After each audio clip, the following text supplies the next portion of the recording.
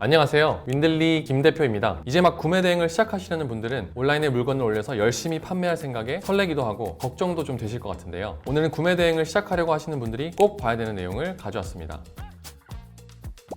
저도 처음 구매 대행을 시작하고 첫 판매가 일어났을 때 그 설레임을 아직도 잊을 수가 없는데요. 그런데 초보 때 의욕만 앞서서 이것저것 소싱해서 팔다가 오히려 큰 낭패를 보실 수도 있다는 거 혹시 아시나요? 상품을 잘 올려서 판매하고 있었는데 갑자기 내 스토어가 신고를 받아서 경찰서에 가게 된다거나 경고도 없이 갑자기 하루아침에 폐쇄 조치가 될 수도 있습니다. 방금 말씀드린 사례들은 다 실제로 발생했던 일들입니다. 어쩌면 지금 구매 대행을 막 시작한 분들에게 해당될 수도 있는 이야기입니다. 걱정부터 앞서실 수도 있는데요. 오늘 제가 알려드린 내용만 잘 숙지하셔도 극단적인 사례들은 대부분 피해 가실 수가 있습니다. 자, 그럼 바로 시작하겠습니다.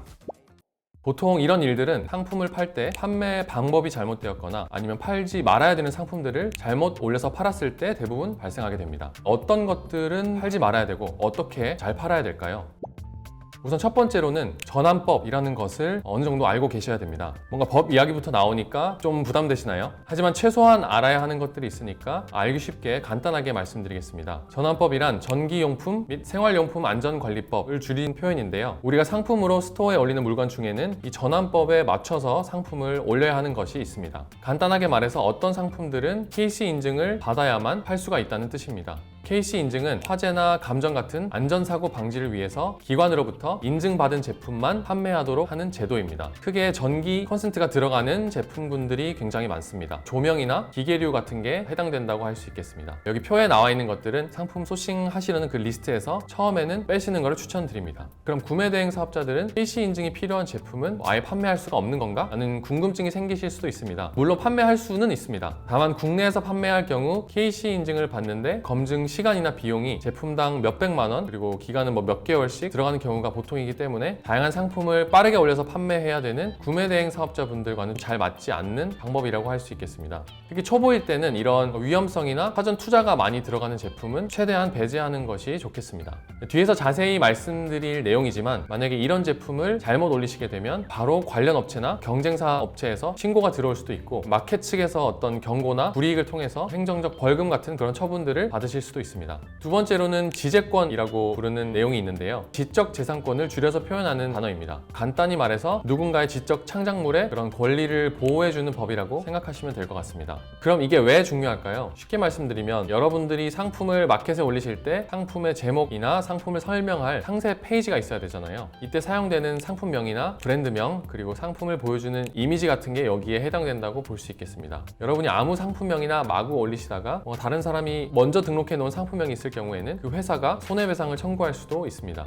예를 들어서 마약베개라는 상품 들어보셨나요? 마약베개라는 키워드가 검색량이 많아서 내가 판매하려는 상품군에 넣어서 판매를 하시게 되면 이 마약베개라는 상표권을 가진 회사가 여러분들께 소송을 걸 수 있게 됩니다. 그럼 여러분은 상품이 판매되더라도 마약베개의 가품, 즉 짝퉁을 판매해서 뭔가 부당이익을 취하는 형태가 될 수 있으니까 굉장히 조심하셔야 됩니다. 그럼 당연히 해당 업체가 손해배상을 청구할 수도 있게 되는 거죠. 그래서 업로드 시에는 상품명이나 제목 같은 곳에 상표권에 등록되어 있는 그런 키워드들은 절대 사용하면 안 되는 것입니다. 또 초보분들의 이런 실수만 노리고 수백만 원의 합의금을 요구하는 전문 헌터들도 있기 때문에 초보분들은 이런 지재권들을 꼭 주의하셔야 됩니다. 판매가 발생하면 쿠팡 같은 그런 온라인 마켓에서 입금을 해줘야 되는데 만약 스토어에 이런 신고가 들어와 있을 경우에는 해명이 명쾌하게 되지 않으면 돈을 정산해주지 않는 그런 지불 유보가 발생하기도 합니다. 그래서 이 과정에서는 내가 스스로 좀 무고하다는 것을 증명해야 되는데 이게 사실 여간 힘들고 귀찮아지는 게 아닙니다. 그럼 어떻게 등록된 상품명을 지재권들을 피해서 올리나 이런 의문이 드시죠? 그래서 보통 키프리스라는 사이트를 먼저 이용하게 됩니다. 이 사이트에서 상품명을 검색해 보시면 이게 만약 등록되어 있는 상표권이라면 누가 언제 취득했는지 자세하게 나오니까 최소한 이 사이트에서 나오는 내용만큼은 참고하시고 상품명을 선정하시기를 추천드립니다. 네이버에 키프리스라고 검색하시면 특허 정보 검색 서비스라고 해서 이 링크를 찾으실 수가 있으니까 거기서 상품명을 검색해 보시면 되겠습니다. 다음으로는 이미지에 관해서 문제가 발생하는 경우인데요. 해외 구매 등의 경우에는 중국 1688이나 타오바오에 올려져 있는 이미지를 사진들을 가져다가 사용하는 경우가 대부분입니다. 문제는 이 사진들이 중국에서 만든 게 아니라 한국 사람들이 만든 것일 수도 있다는 겁니다. 타오바오나 1688의 그 중국 판매자들도 한국인이 제작한 이미지를 마음대로 퍼다가 사용하는 경우들이 있는데, 사실 이런 경우에는 이게 중국인이 제작한 건지 아니면 한국인이 제작한 건지 구분하기가 쉽지 않습니다. 결과적으로는 한국 업체가 만든 이미지를 마음대로 사용하게 되는 거라서 문제가 될 수 있습니다. 따라서 상품 이미지에 한국인으로 보이는 모델들이 들어와 있다면 최대한 피하시는 것을 추천드립니다. 뭔가 좀 복잡하시죠? 그래서 제가 실전형으로 좀 더 편하게 정리해드리겠습니다. 우선 지적재산권은 일종의 창작물에 대한 범위라서 모델 사진들은 일종의 창작물에 들어갈 수가 있습니다. 하지만 제품 사진만 나온다면 창작물이라 보기 힘들기 때문에 대부분 그냥 올리셔도 괜찮습니다. 따라서 모델들이 나온 사진보다는 제품 사진 위주로 사용하신다면 크게 문제되실 일은 없을 거라고 생각합니다. 넷째는 디자인 침해에 관련된 문제인데요. 상표 디자인이나 캐릭터와 관련된 디자인이 여기에 해당된다고 볼 수 있습니다. 대표적으로는 디즈니의 미키마우스 같은 캐릭터가 그려진 상품을 무단으로 판매에 사용하신다면 바로 디즈니 쪽에서 상품을 내려달라거나 소송을 걸겠다는 연락을 받으시게 될 수도 있습니다. 특히 이런 캐릭터 디자인의 경우에는 상표권이 있는지 없는지, 지재권에 걸리는지 이런 걸 판단하기가 굉장히 힘들기 때문에 캐릭터 디자인이 들어간 상품이나 이미지는 초보분들이시라면 소싱에서 과감하게 제외하시는 것을 추천드립니다. 자, 그럼 마지막으로 조심하셔야 되는 상품군은 의료용품과 아동용품입니다. 저도 처음 시작할 때는 이쪽 영역에 판매하는 사람들이 적어서 되게 꿀시장을 찾은 줄 알고 알아봤더니 사실 파는 사람들이 적었던 그런 이유가 다 있더라고요.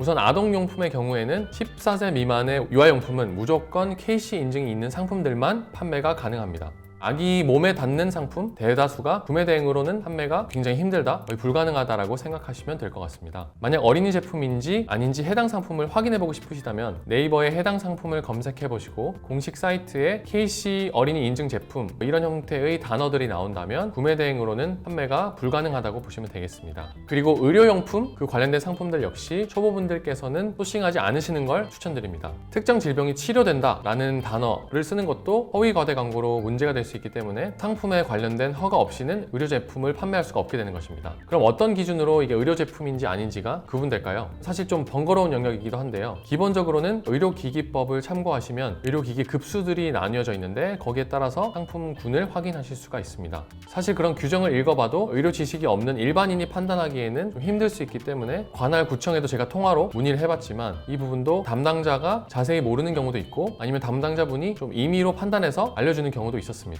그래서 이런 게 나중에는 좀 문제가 생길 수 있는 불안 요소가 높을 수 있는 것 같습니다. 그래서 이 카테고리 역시 초보분들은 아예 그냥 소싱하지 않으시는 것을 추천드립니다. 또한 마켓에서 모니터링을 하는 과정에서 허위 과대 광고로 판단된다면 스토어에 큰 불이익을 받을 수 있으니까 그런 표기 내용도 굉장히 조심하셔야 됩니다.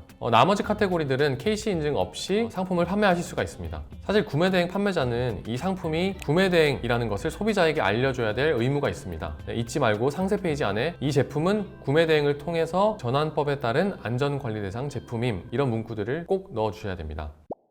지금까지 해외 구매 대행을 시작할 때 초보분들이 가장 많이 하는 실수에 대해서 알아봤는데요. 이렇게 말씀드려도 사실 별거 아니겠지? 이렇게 생각하시는 분들이 많습니다. 그런데 이 사소한 실수가 스토어 페널티부터 스토어 폐쇄 그리고 소송까지 진행될 수도 있다는 것을 꼭 명심해 주셨으면 좋겠습니다. 대신 제가 오늘 알려드린 포인트만 조심하신다면 초보 때 갑자기 겪는 큰 문제는 충분히 피하실 수 있을 거라고 생각합니다. 더욱이 이런 부분을 악의적으로 이용해서 수백만 원의 합의금을 뺏으려는 헌터들도 여전히 있다는 점을 잊지 않으셨으면 좋겠습니다. 오늘 영상 보신 분들은 큰 돈을 잃으실 위험이 줄어든 거니까 꼭 주변에 같이 구매 대행 시작하시는 분들에게도 알려주시면 좋을 것 같습니다. 그럼 저희 윈들리는 또 해외 구매 대행 사업자분들에게 도움이 될 수 있는 그런 양질의 정보를 가지고 오도록 하겠습니다. 다음에는 팔리는 키워드를 찾는 방법과 좋은 상품 소싱법에 관한 내용을 준비할 테니까 기대해 주셨으면 좋겠습니다. 구독과 좋아요 그리고 알림 설정까지 부탁드립니다. 감사합니다.